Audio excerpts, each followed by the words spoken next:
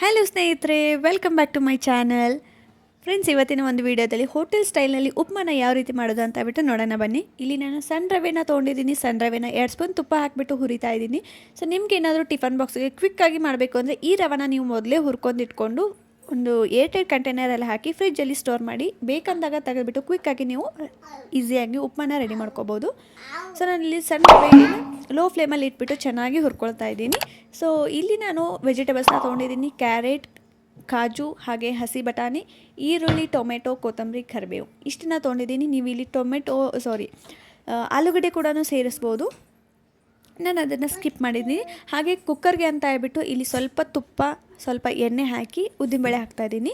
So ನಾನಿಲ್ಲಿ ಕುಕ್ಕರ್ನಲ್ಲಿ ಮಾಡ್ತಾಯಿದ್ದೀನಿ. ಅದೇ ಈ ಒಂದು ಉಪ್ಮಾದ ಸ್ಪೆಷಾಲಿಟಿ. ಎಷ್ಟು ಚೆನ್ನಾಗಿ ಬರುತ್ತೆ ಅಂತ ಹೇಳ್ಬಿಟ್ಟು ನೀವೇ ನೋಡಿ. ಹಾಗೆ ಕ್ವಿಕ್ಕಾಗಿ ಕೂಡ ಆಗುತ್ತೆ, ಯಾವುದೇ ಥರ ಟೆನ್ಷನ್ ಇರೋದಿಲ್ಲ. ಓಕೆನಾ?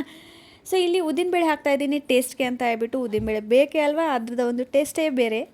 ಹಾಗೆ ಸಾಸಿವೆ ಹಾಕ್ತಾಯಿದ್ದೀನಿ. ಸಾಸಿವೆ ಕೂಡ ಜಾಸ್ತಿ ಹಾಕಿ ಉಪ್ಮಾನ ನೋಡೋದಕ್ಕೆ ಸಖತ್ತಾಗಿರುತ್ತೆ, ಹಾಗೆ ಹೋಟೆಲ್ ಸ್ಟೈಲ್ನಲ್ಲಿ ಕಾಣುತ್ತೆ. ಹಾಗೆ ಇಲ್ಲಿ ತೊಗೊಂಡಿರೋ ವೆಜಿಟೇಬಲ್ಸ್ ಎಲ್ಲನೂ ಹಾಕಿ ಚೆನ್ನಾಗಿ ಸ್ವಲ್ಪ ಉಮ್ಗೊಳಿಸ್ಕೋಬೇಕು. ಇಲ್ಲಿ ನಾನು ಶೇಂಗಾ ಬದಲಿ ಕಾಜುನ ಬಳಸ್ಕೊಂಡಿದ್ದೀನಿ. ಸೊ ಕಾಜು ಹಾಕೋದ್ರಿಂದ ಮಕ್ಕಳು ಇಷ್ಟಪಟ್ಟು ತಿಂತಾರೆ, ಹಾಗೆ ನೋಡೋದಕ್ಕೂ ಕೂಡ ಚೆನ್ನಾಗಿರುತ್ತೆ, ಹೆಲ್ದಿಯಾಗಿ ಕೂಡ ಇರುತ್ತೆ. ಮಕ್ಕಳ ಒಂದು ಟಿಫನ್ ಬಾಕ್ಸ್ಗೆ ಇಷ್ಟು ಹೆಲ್ದಿ ಸಾಕು ಅನಿಸುತ್ತೆ. ಸೊ ಎಲ್ಲ ವೆಜಿಟೇಬಲ್ಸು, ಕಾಜು ಎಲ್ಲ ಇರೋದ್ರಿಂದ ಇದು ಹೆಲ್ದಿ ಟಿಫನ್ ಅಲ್ವಾ, ಹಾಗಾಗಿ ಮಕ್ಕಳಿಗೆ ಕ್ವಿಕ್ಕಾಗಿ ಕೂಡ ಮಾಡ್ಕೋಬೋದು ನಾವು. ನಾನಿಲ್ಲಿ ಹಸಿಮೆಣ್ಸಿಕಾಯಿ ಬಳಸ್ತಾ ಇಲ್ಲ, ಅದ್ರ ಬದಲು ಅಚ್ಕಾರದ ಪುಡಿಯನ್ನು ಹಾಕ್ತಾಯಿದ್ದೀನಿ. ಸೊ ರೆಡ್ ಚಿಲ್ಲಿ ಹಾಕೋದ್ರಿಂದ ನೋಡೋದಕ್ಕೂ ಅಟ್ರಾಕ್ಟಿವ್ ಆಗುತ್ತೆ, ಹಾಗೆ ಖಾರ ಕೂಡ ಇರೋದಿಲ್ಲ. ಇದು ನಾನು ಜಸ್ಟ್ ಕಲರ್ ಇರೋ ಒಂದು ಬ್ಯಾಡಗಿ ಮೆಣಸಿಕಾಯಿ ರೆಡ್ ಚಿಲ್ಲಿ ಪೌಡರ್ನ ಯೂಸ್ ಮಾಡಿದ್ದೀನಿ. ಇದು ಯಾವುದೇ ಥರ ಖಾರ ಇಲ್ಲ, ನೋಡೋಕ್ಕೆ ಚೆನ್ನಾಗಿರುತ್ತೆ, ಬಟ್ ಮಕ್ಕಳಿಗೆ ಖಾರ ಹತ್ತೋದಿಲ್ಲ. ಓಕೆನಾ? ಸೊ ಇಲ್ಲಿ ಹಸಿಮೆಣ್ಸಿಕಾಯಿ ಹಚ್ತಾ ಇಲ್ಲ, ಇದೇ ಒಂದು ಟೇಸ್ಟ್ ಚೇಂಜ್ ಕೊಡುತ್ತೆ. ಓಕೆನಾ? ಸೊ ನಾನಿಲ್ಲಿ ಉಪ್ಪು, ಸಕ್ಕರೆ, ಲಿಂಬೆಹಣ್ಣು ಹಿಂಡ್ಬಿಟ್ಟು ಮತ್ತು ಇದನ್ನು ಚೆನ್ನಾಗಿ ಮಿಕ್ಸ್ ಮಾಡ್ಕೋತಾ ಇದ್ದೀನಿ. ಇವಾಗ ನಾನು ಇದಕ್ಕೆ ಸ್ವಲ್ಪ ಬೆಂದ ಮೇಲೆ ನೋಡಿ ಈ ಥರ ಆಗಿದೆ. ಎಣ್ಣೆ ಎಲ್ಲ ಬಿಟ್ಕೊಂಡಿದೆ, ತುಪ್ಪ ಎಲ್ಲ ಬಿಟ್ಕೊಂಡಿದೆ. ಇವಾಗ ನಾನು ಇದಕ್ಕೆ ಹುರಿದಿರೋ ರವಾನ ಹಾಕ್ತಾಯಿದ್ದೀನಿ. ನೀವು ಮಾಡೋದು ಮೇನ್ ಮಿಸ್ಟೇಕ್ ಅಂದರೆ ರವಾನ ಚೆನ್ನಾಗಿ ಹುರ್ಕೋಬೇಕು.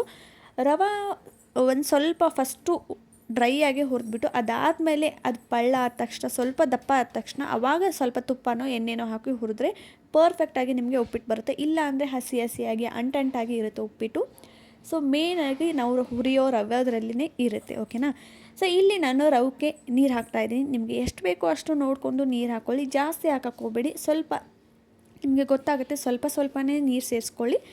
ಅದಾದಮೇಲೆ ನೋಡಿ ಈ ಥರ ಆಗುತ್ತೆ. ಇವಾಗ ಈ ಒಂದು ಹಂತದಲ್ಲಿ ನೀವು ಉಪ್ಪು, ಖಾರ, ಹುಳಿ ಏನಾದರೂ ಚೆಕ್ ಮಾಡೋದಿದ್ರೆ ಚೆಕ್ ಮಾಡಿಬಿಟ್ಟು ಇನ್ನೊಂದು ಸ್ವಲ್ಪ ಹಾಕ್ಕೊಂಡು ನೀವು ಮಿಕ್ಸ್ ಮಾಡ್ಕೋಬೋದು. ಈ ಹಂತದಲ್ಲಿ ನಿಮಗೆ ಗೊತ್ತಾಗ್ಬಿಡುತ್ತೆ ನೀರೇನು ಬೇಕಾ ಬೇಡವಾ ಅಂತ ಹೇಳ್ಬಿಟ್ಟು. ಏನಾದರೂ ಡ್ರೈ ಆಗ್ತಾಯಿದೆ ಅಂದರೆ ಇನ್ನೊಂದು ಸ್ವಲ್ಪ ನೀರನ್ನ ಸೇರಿಸ್ಬಿಟ್ಟು ಸ್ವಲ್ಪ ಲಿಂಬೆಹಣ್ಣು ರಸ ಹಿಂಡ್ತಾ ಇದ್ದೀನಿ. ಸೊ ನಾನು ಆಗಲೇ ಆದಾಗೆ ಈ ಒಂದು ಹಂತದಲ್ಲಿ ನೀವು ರುಚಿನ ಚೆಕ್ ಮಾಡ್ಕೊಂಡು ಮತ್ತೆ ಏನಾದರೂ ಆ್ಯಡ್ ಮಾಡೋದಿದ್ರೆ ಆ್ಯಡ್ ಮಾಡ್ಕೋಬೋದು. ಸೊ ಆವಾಗ ಪರ್ಫೆಕ್ಟಾಗಿ ಉಪ್ಪಿಟ್ಟು ರೆಡಿ ಆಗಿಬಿಡುತ್ತೆ. ಸೊ ಇಲ್ಲಿ ಕುಕ್ಕರಲ್ಲಿ ಮಾಡೋದ್ರಿಂದ ಇದು ಹೊತ್ತೋಗುತ್ತೆ ಅಥವಾ ಗಟ್ಟಿಯಾಗುತ್ತೆ ಡ್ರೈ ಆಗುತ್ತೆ ಅನ್ನೋ ಅವಶ್ಯಕತೆಯೇ ಇಲ್ಲ. ಸೊ ಇದನ್ನು ಲಿಡ್ನ ಕ್ಲೋಸ್ ಮಾಡಿ ಒಂದು 2 ವಿಸಿಲ್ ಹೊಡಿಸ್ಬಿಟ್ರೆ ಸಾಕು.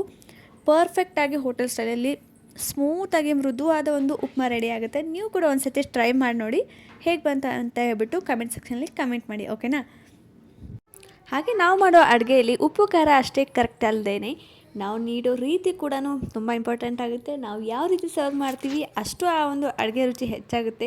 ಮನೇಲಿರೋರು ಕೂಡ ಅಷ್ಟೇ ಇಷ್ಟಪಟ್ಟು ಇಂಟ್ರೆಸ್ಟ್ ಕೊಟ್ಟು ತಿಂತಾರೆ. ಮಕ್ಕಳು ಕೂಡ ಅಷ್ಟೇ ಟಿಫನ್ ಎಲ್ಲ ಖಾಲಿ ಮಾಡ್ಕೊಂಬರ್ತಾರೆ. ಈ ಥರ ಒಂದು ಸತಿ ನೀವು ಕೂಡ ಟ್ರೈ ಮಾಡಿ ನೋಡಿ, ಹೇಗೆ ಅನ್ನಿಸ್ತು ಅಂತ ಬಿಟ್ಟು ಕಮೆಂಟ್ ಮಾಡಿ. ನಿಮ್ಮ ಕಿಡ್ಸ್ ಒಂದು ಲಂಚ್ ಬಾಕ್ಸು ಕೂಡ ಈ ಥರ ನೀವು ಟ್ರೈ ಮಾಡಿ, ಹೊಸ ಥರ ಮಕ್ಕಳು ಕೂಡ ಎಷ್ಟು ಇಷ್ಟಪಟ್ಟು ತಿಂತಾರೆ. ಸೊ ಹೇಗೆ ಅನ್ನಿಸ್ತು ಅಂತ ಹೇಳ್ಬಿಟ್ಟು ಕಮೆಂಟ್ಸಲ್ಲಿ ಕಮೆಂಟ್ ಮಾಡಿ. ಹಾಗೆ ನಿಮ್ಮ ಫ್ರೆಂಡ್ಸ್ ಆ್ಯಂಡ್ ಫ್ಯಾಮಿಲಿಗೆ ಈ ಒಂದು ವಿಡಿಯೋನ ಶೇರ್ ಮಾಡಿ. ನೆಕ್ಸ್ಟ್ ಇದೇ ಥರ ಒಳ್ಳೆ ರೆಸಿಪಿ ನಿಮಗೆ ಬೇಕಂದರೆ ಚಾನಲ್ನ ಸಬ್ಸ್ಕ್ರೈಬ್ ಮಾಡ್ಕೊಳ್ಳಿ. ಸಿಗ್ತೀನಿ ನೆಕ್ಸ್ಟ್ ವಿಡಿಯೋದಲ್ಲಿ. ಟೇಕ್ ಕೇರ್, ಬಾಯ್.